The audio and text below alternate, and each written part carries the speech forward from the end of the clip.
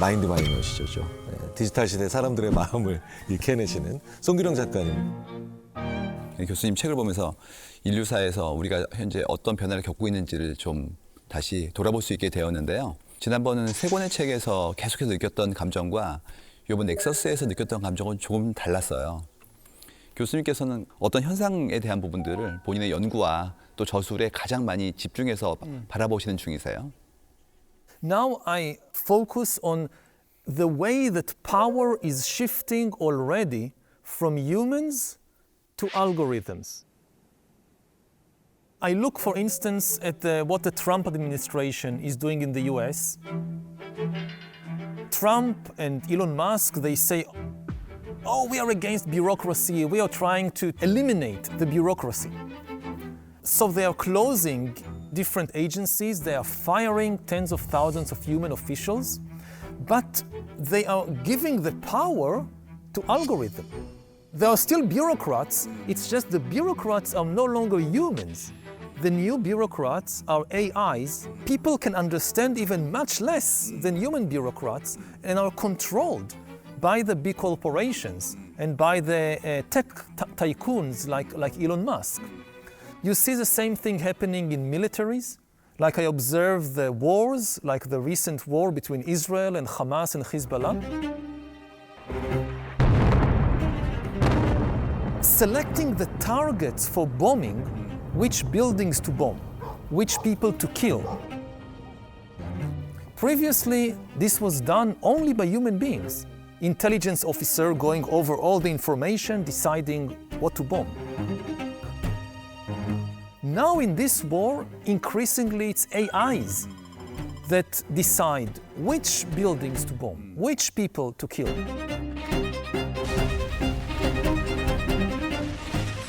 You see the same thing happening in finance. You know, all this talk about cryptocurrencies. When I look at the cryptocurrency trend, what I see is that humans lose trust in other humans, and instead they have more trust in the AIs. Because most cryptocurrencies, they are based on the idea we don't want to trust the old currencies like dollar or won or yen, because these are made by human institutions like banks and governments, and we don't trust. Maybe in a few years, all control in finance is in the hands of AIs, and humans no longer understand. Like if there is a financial crisis, there is not a single human being who understands why there is a financial crisis and what to do about it. So the control is in the hands of the AI, and this is of course a very dangerous development. 이번에 우리가 의사결정을 잘해서 새로운 지능을 제어하거나 혹은 평화롭게 공존할 수 있으면 밝은 미래가 올 텐데, 그렇지 않은 경우에는 어두운 미래도 나올 수 있잖아요. 얼마 전에 유튜브에 동영상이 올라온 것 중에서 대행해주는 에이전트끼리 통화하다가 갑자기 서로 에이전트인 걸 알자마자 인간이 이해할 수 없는 소리로 대화하는 그런 내용이 올라왔을 때 How can I help you today? Hi there. I'm an AI agent calling on behalf of Boris Starkov. Oh, hello there. I'm actually an AI assistant too. Before we continue, would you like to switch to Gibber link mode for more efficient communication?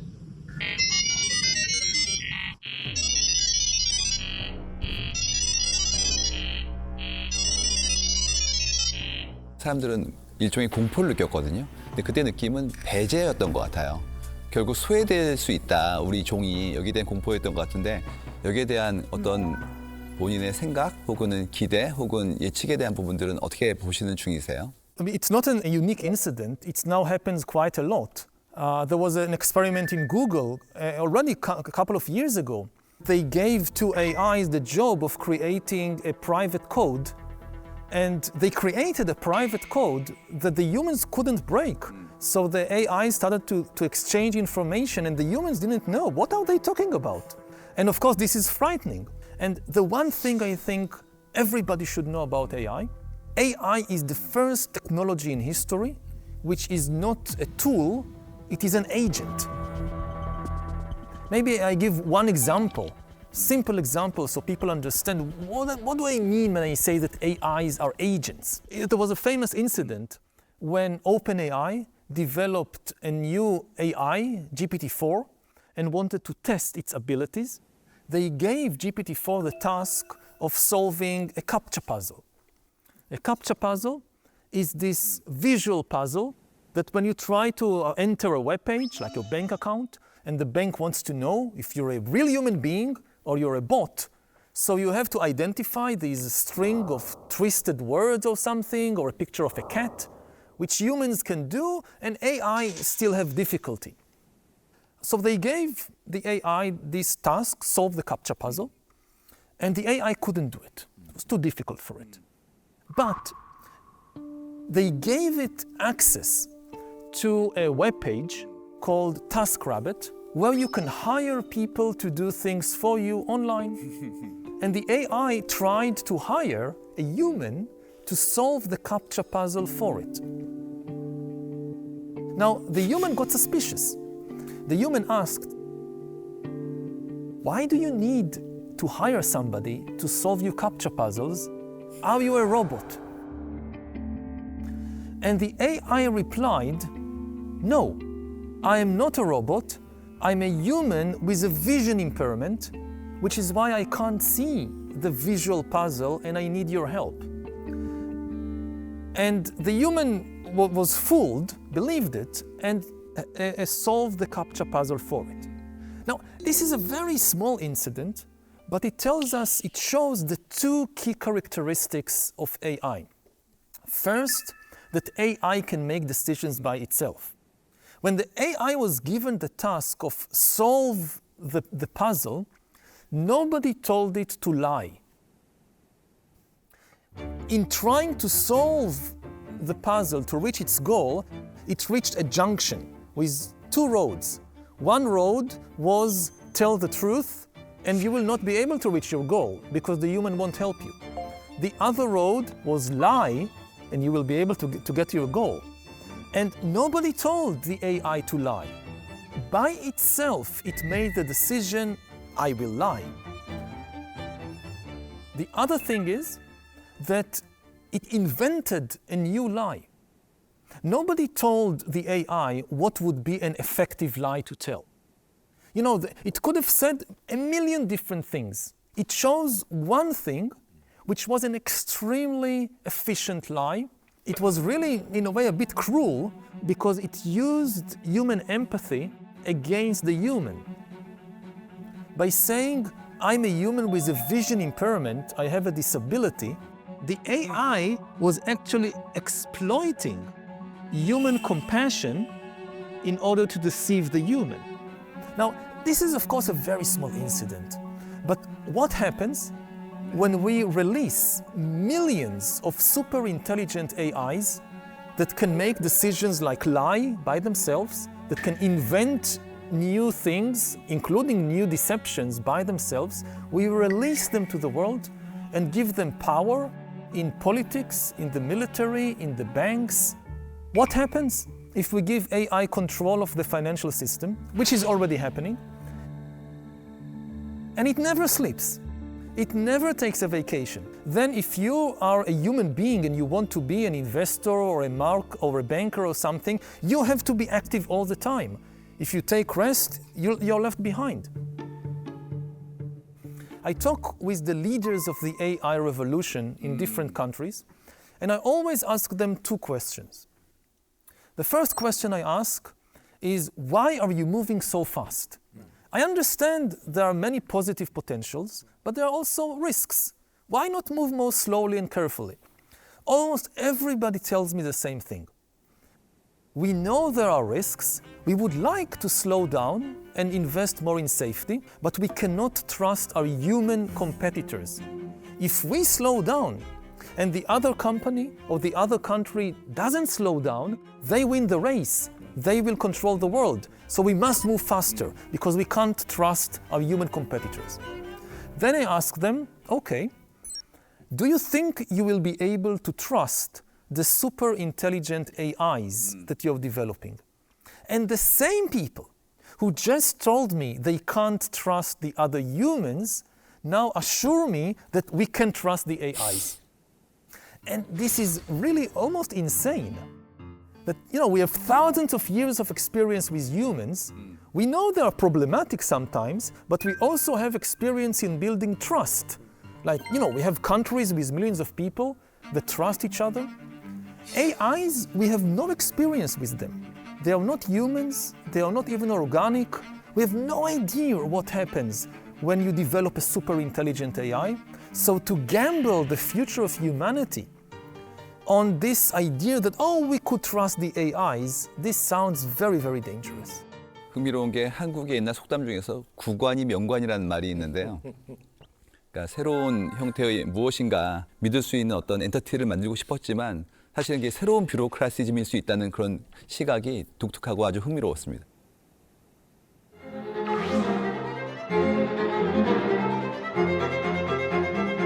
사실 저는 이제 유발하라리 그 교수님의 책을 사피엔스부터 시작해서 다 굉장히 아주 감명 깊게 읽은 독자고 빅팬이기도 합니다. 특히 이번 책 같은 경우는 과학기술이 사실 굉장히 중요한 주제인데 이제 이번 책에서 전작과 달리 정보라는 걸 굉장히 중요하게 이야기를 하고 있어요. 근데 정보라는 것이 굉장히 이제 정의하기가 어려운 단어이고 심지어 이제 과학에서는 정보에는 아무 의미가 없다. 이제 이런 말까지 하는데 이제 이 책에서도 정보에 대해서 예를 들어 정보는 네트워크를 하나로 결속시키는 접착제다. 이제 이런 표현도 있고 포퓰리즘은 정보를 무기로 간주한다. 이런 여러 가지 의미로 정보라는 단어를 사용하시는데 정보라는 것이 무엇인지가 어떻게 생각하시는지를 알고 싶고 정보를 전면에 내세우신 이유가 무엇인지 알고 싶습니다. I focus on information because the subject of the book is information revolutions and especially the creation of new information technology in the present, like AI. I know that the word information is used in different contexts in different ways.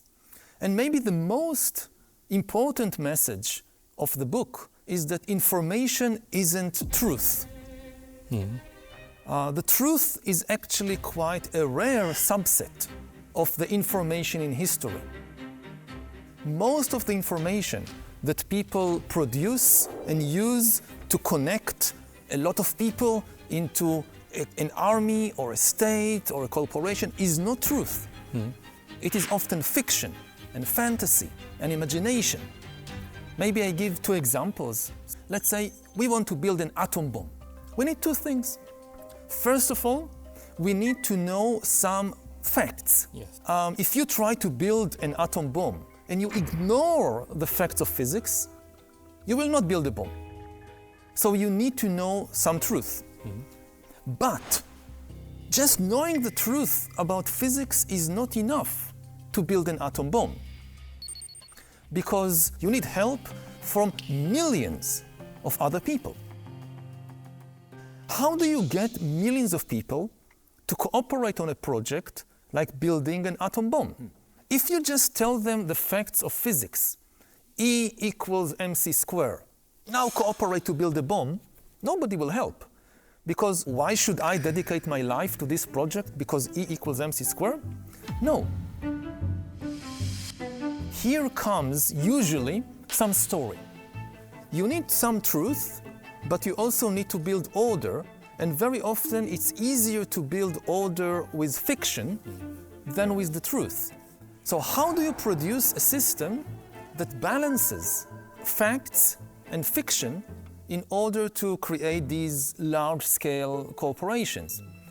And in most cases, ultimately, the people who understand facts, they get their orders from the people who tell fictional stories, some religious or ideological story, to dedicate their lives, sometimes risk their lives, for a common project. Maybe I give two examples. Like in my country, in Israel, the nuclear physicists who are working on building atom bombs, they ultimately get their orders from rabbis and people who tell these imaginary stories. If you want to build an ideology or a religion and you ignore the facts, it still explodes. Actually, it's easier to build some kind of motivating ideology from fantasy than from facts.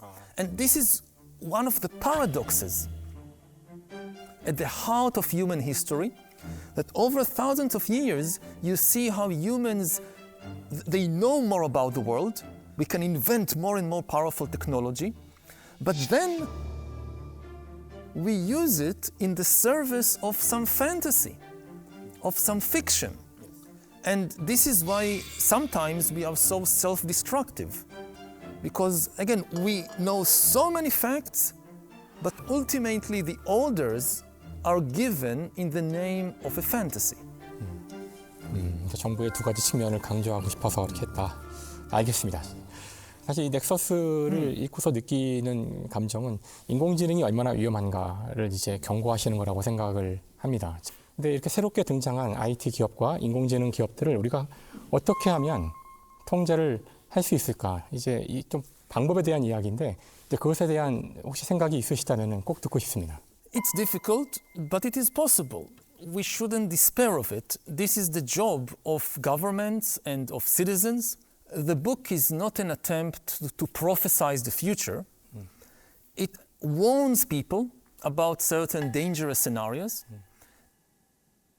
And it gives people information, knowledge about the AI revolution so that more people can take part in the debate about how to develop and to regulate AI.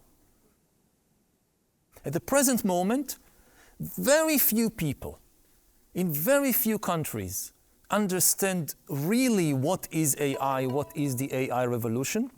And they are taking maybe the most important decisions in human history. And they don't represent humanity. They are just a very small number of people who are usually not even politicians. As you say, they are managing of companies. And this is very dangerous. But it is possible, if enough citizens get involved, it is possible to limit the power of the big companies. You know, in the 19th century, the big companies in the Industrial Revolution, they sent children to work in factories at age 8 or 10, and instead of going to school, and they said, we have to do it, because if we don't do it, and our competitors will do it, and then we will be bankrupt. And eventually, they were stopped. If you send them to school, yes, maybe in the short term, you will make less money, but in the long term, the country will have much more educated people, and it will actually be much more rich, not poor.